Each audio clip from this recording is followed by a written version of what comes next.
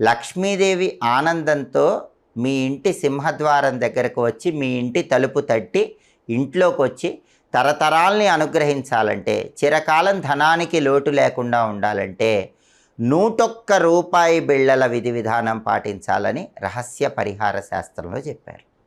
ఈ 101 రూపాయి బిళ్ళల విధి విధానం ఏంటంటే, ఎప్పుడైనా శుక్రవారం రోజు మీ ఇంట్లో పూజా మందిరంలో లక్ష్మీదేవి చిత్రపటం ముందు ఒక రాగి పళ్ళెం కానీ ఇత్తడి పళ్ళెం కానీ పెద్దది ఉంచి దానిలో 101 రూపాయి బిళ్ళలు ఉంచండి.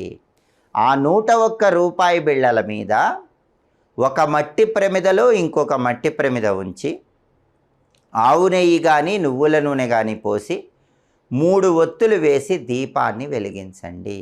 అలా దీపం వెలిగించిన తర్వాత లక్ష్మీదేవికి పరమాన్నం కానీ కట్టె పొంగలి కానీ నైవేద్యంగా సమర్పించండి.